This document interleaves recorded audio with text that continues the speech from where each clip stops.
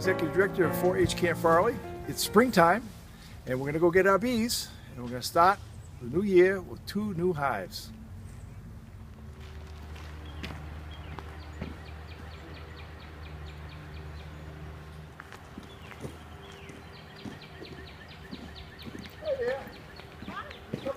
Wilbanks apiaries in Georgia. About an 18-hour trip up. All come up in one truckload? One truckload holds 900 packages, and it's a custom horse trailer. Wow. So they're all well ventilated and so forth. And the fellow drops off different groups of packages at different places. So. You cut off the singles, but if somebody wanted 3, they just get 3 all attached. Exactly. They come in racks of 5, which makes it nice when you have 230. You know, you can count right down 46. Wow. 46 fits nice into a 20-foot U-Haul trailer. And so it's nice. And now you can't get these in the mail sometimes. I don't know if the post office. Years ago they used to. Actually, there are some coming through the mail, but some of the apiaries will not ship them anymore because it takes 4 or 5 days and it's just too many dead. It's just. So these arrived today, and they've probably been on the road at least one day. Yes, actually, so yesterday morning. Day 2 for them. Yes, exactly. And then get them in there, that'll be 3 days, and that's probably good. This is the camp's bee observation shed, and the bees that we got at the bee farm, they spent the night in the shed. We were hoping for a little better weather to be able to install them in the hives. It's now about midday, 1 o'clock. Hope the sun comes out a little bit, but ready or not, they're going to be installed in the hive, and I'll be showing you that in just a minute. This.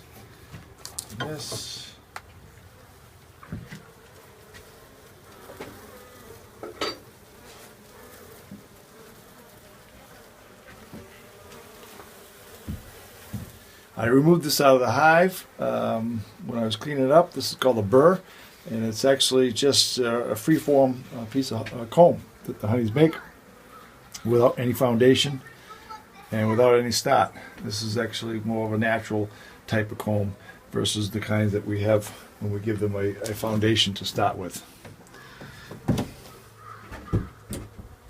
Well, I'm basically just doing a few preparatory things. I had the hives tilted a little more further forward than ordinarily during the winter time in hopes of preventing the condensation that happens sometimes. The bees are warm, and with the outside being cold, very often condensation is a problem inside the hive. In fact, it's the water will generally do more harm or kill the bees quicker than any cold. They can deal with the cold, but they can't deal with the dampness. So during the winter time, I tilted them forward a little bit in case condensation forms on the inside cover, goes to the wall, and hopefully stays on the outside.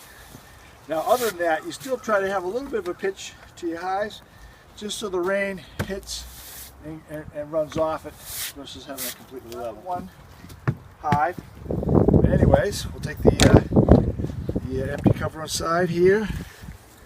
Let me clean this up just a little bit. I got it. There we go. Take off some of the propolis and the wax from the previous inhabitants. So that's a fairly clean hive. And now this is basically remnants of the old hive. The advantage to using, I got one new frame here, but I've also given them a lot of the frame that the bees built out. This is the original artificial foundation, so to speak. As you can see here, they built out the comb. This will save them a lot of work, a lot of energy that they can devote to making honey. Alright, so anyways, well, that's just got some pollen on it. It looks a little different, but it's all pretty much the same. Some's got a little propolis, some got a little bit of pollen in there.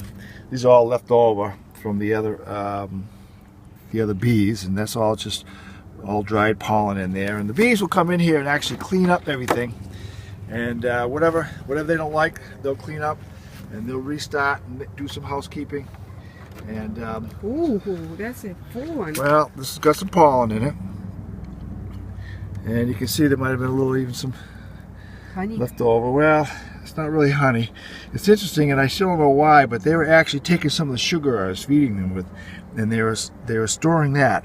I'm not entirely sure why. I'll show you one thing that I'm decided to do.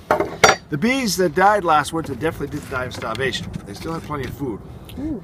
In this case here, this You is can some see of the the honey that is capped honey that was left from last winter. And inside there looks like probably some sugar water or something they were doing kind of in between honey. And you can also see on this side here, this thing here you can feel, it's pretty heavy. And it's a, Full of honey. yeah, it's half full of honey. And I'm basically decided that I'm going to give the new bees kind of a little head start. Check, we're going to take out, or at least 3 frames.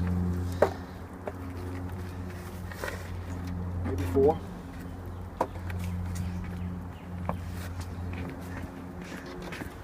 And we're going to go get these new bees.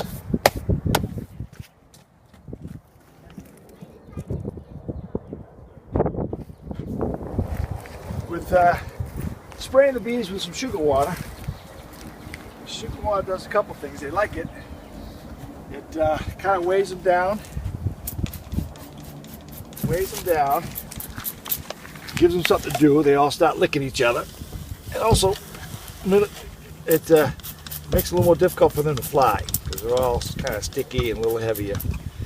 And for the most part, you just want to get things started that way there. Give these a little wrap. I want the bees have a natural tendency to cluster, and they cluster towards the top, and they're all clung on to each other. But obviously, when I open up this thing and take out the can of sugar water in here, they'll all fly out and start trying to walk out and everything else. So it might seem a little abrupt, but this is what you do. And apparently, bees are a little tougher than you think. You're basically just going to take and you wrap them down, and you give them a little more sugar water and spray. All right. So what that does, allows me a little more time to. Shouldn't have put my bee tool on the ground because now I got all kinds of grass on it. But okay. So now, what you see here, and this is always the toughest part, is to be able to get the sugar water out. Okay, get back in there. Now you're going to have a few bees flying around. I can squirt a little bit more sugar water in there. Now I'm going to take the queen out. I got to remember not to put my hive tube. You want to make sure that you got a nice healthy queen, or at least a live queen in there. And you got some worker bees, and they're kind of around there tending to her. She's a very special, spoiled woman in the hive. And let me see. I can't really confirm yet. She should be in there. Yeah, that's it right there. The big abdomen. Yep. Now, this thing here had a cap on there. And then what they do is they basically block one hole with a cork. You leave that in. This hole's got a piece of candy. And basically these bees will spend a few days eating through, the worker bees will eat through this side. They've already started. The other bees will eat through this side. And it's a slow release of the queen. So, what you want to do is have the queen candy side up, if I remember correctly. Cage side out so the bees can tend to her and feed the queen. You got to remember the queen can't even feed itself. That's how special she is. She has to be fed. So now you've got the queen in there. You've got this is going to be set, so eventually, and the reason why you have the candy side up is if one of the worker bees in there happen to die, sometimes they do, they'd fall down and they could inhibit the access or the exit of the queen. So in case they die, they fall to the bottom, That's the sugar candy there, and they'll eat and release this queen over a series of days. Now here's the real fun part. The sun's out. So I'm going to one more little bit here. Yeah, honeybee got at me. One more like this here. Give them another wrap. Whoops. Take them and basically pour them in. Again, it all sounds pretty bizarre. That's what you do. Put them all in there. Oh, yeah. So now, almost finally, I'll give another spray. We got a big pile of bees here. And I can't put the new frames back in here quite yet because they get all squished. So now, I'll take a bee tool on my hand. And I'm going to actually, if you want to come in and look, film this, you literally just wipe all, you push all the bees off the side. And I should have really put my...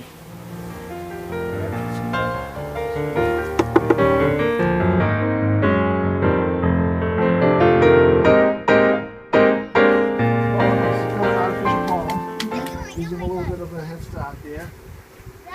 So I'm going to put my outer cover on. I'll try to shoo the bees away. And it controls how much access to the hive. A new hive, you want to give them as least as possible because you don't want robber bees coming in and attacking the weak hive. So in this case, I put it on the smallest size possible, right there.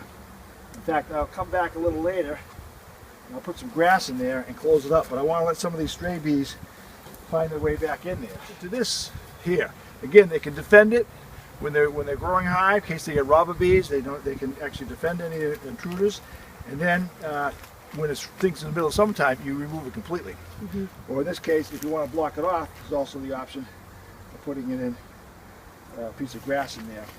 Because I'm still a newbie myself. I turn it upside down.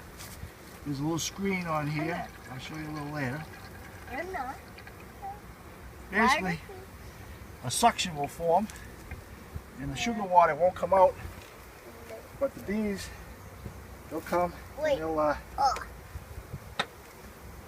they'll lick the screen and they get the sugar water that way. So I just brush the bees off. Any of the bees I want to try to save, I gotta get out of this spot on top because they're going to be all enclosed. They won't be able to get out, and they won't be happy about that. So you can see, bees are somewhat resilient. Now, again, it's hard to save every single bee, but I'm trying. Okay, so the feeding bucket's there. All right, so then I've got most of the bees all set, closed in there, and I'm going to take, and I want to close off a little small hole in the back. It just goes to sugar water, so they don't get confused and get trapped in there. And that's an installed hive. At least, yeah. I'll come back later on tonight, and hopefully the bees that are wandering around and flying around will actually sense that this is their hive. They all got like a smell to them, and they'll start, and I'll close this off when they're all in here tonight. And you're supposed to kind of leave them in here 24 hours, kind of get used to things. Also, they're going to be busy trying to release that queen. It's going to take them about 3 or 4 days. So in about 5 days, I'm going to come up, I'm going to take a look, see that the queen's been released, and remove the cage. And maybe in about a week's time, I'll remove her frame and I'll start looking around for some eggs. As soon as that queen's released, obviously there's some comb already made out. She should really start laying eggs right away. And I'll start to look for signs for that, because that's a good sign that the queen is healthy and doing the job. What's up is the feeding pail. And we feed our bees mostly in the spring, especially new bees, until they can get an ample amount of food and things begin to bloom. they really would starve without supplementing their food. And we got basically sugar water, 1 to 1. 1 pound of sugar, 1 pound of water, and this is filled up to about here. There's a little screen on there. We invert it, and once the vacuum has been established, the bees literally come up in a little hole in the top cover, and they lick all the sugar water off here, and that's how they basically survive the first month or so. It's our second pound of bees, and we're going to install this in the second hive.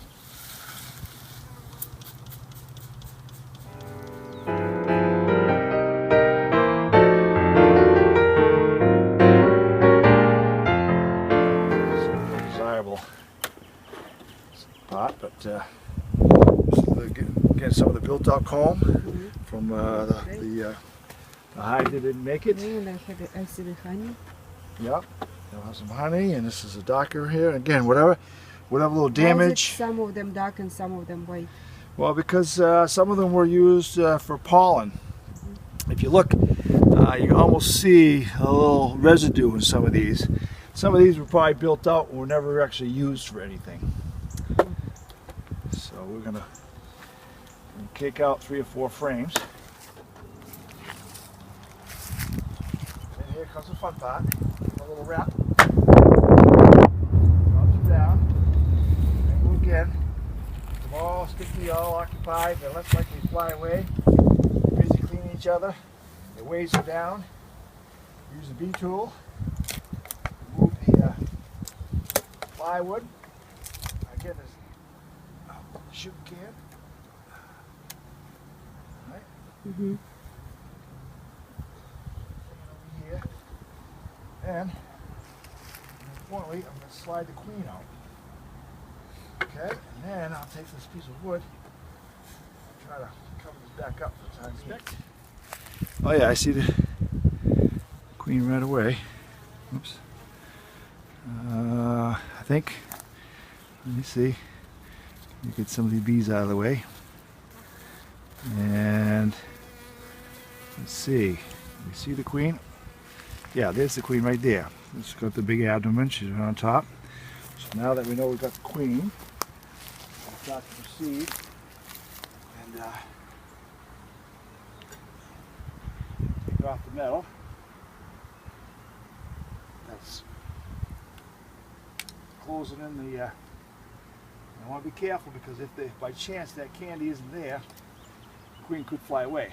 So there we have the little candy plug, and you can see this little screen here is actually filled up quite a bit with candy. The bees on the inside will eat their way out. The bees that are going to be inside, there'll be lots of them, will eat their way in. In the meantime, they'll keep feeding the bees. See, these are little tender bees, and they will feed the queen through the wire cage.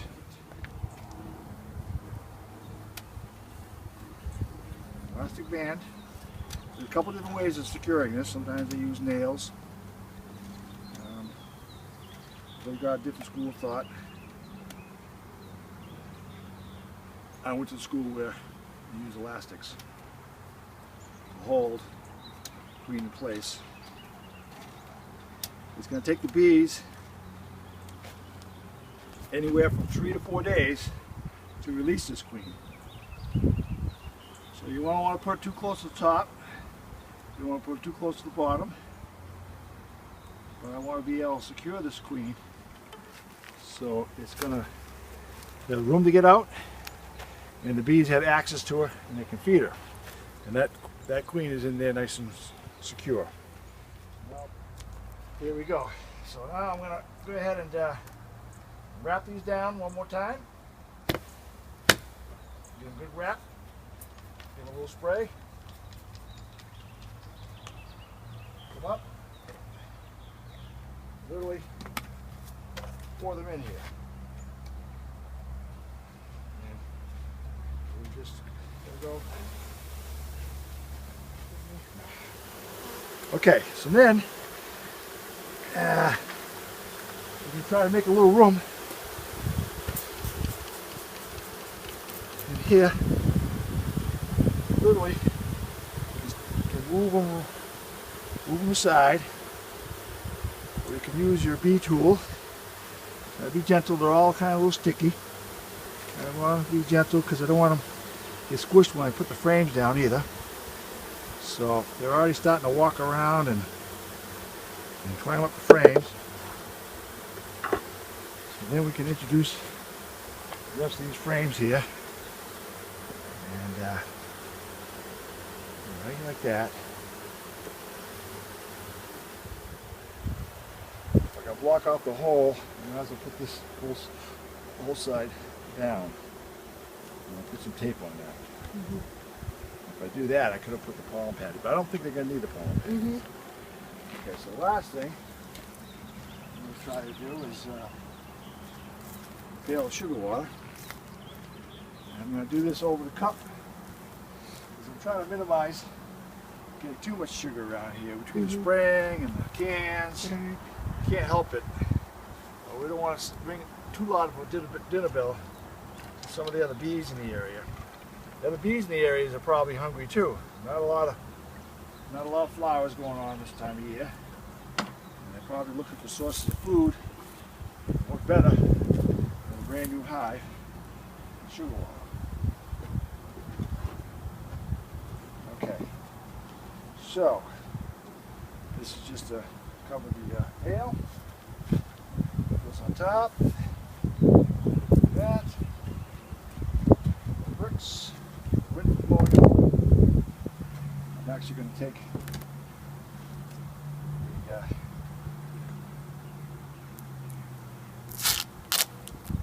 piece of tape, cover up that hole in the back, and if you remember, I'm going to take some grass, and I'm going To close the come entrance. back tonight. I'll check on them. Hopefully the bees that are left over in the cages will have left and moved on, and I'll remove the cages. And I'll stick some grass or I'll close up those holes and give them 24 hours of getting used to the new home. So right now I'm just going to pick up. We're done. Okay, what you doing, Michael? This is my own little special strategy for keeping ants out of the hive. I put little plastic containers and I'll fill these up with water. And as long as the vegetation isn't growing up and there isn't a blade of grass touching the legs, this prevents insects, especially carpenter ants who love the sugar and the honey, from coming and going and infiltrating the hive. So I'll fill those up with water in just a minute. I'm going to see if I got 4 more. I filled the bird bath with water because you've got to provide water to the bees. They need lots of water. Oh, really? Why would they need water? They need water. First of all, they drink water. Oh. They need water with the honey and sugar, and if you don't give them water, I mean, they got to go search for it. In some cases, they might go into your neighbor's bird feeder, or go into the swimming pool. And if you want to be a good beekeeper, you got to be a good neighbor. So beekeepers are encouraged to try to do things that keep their bees out of their neighbors or out of other people's faces, properties.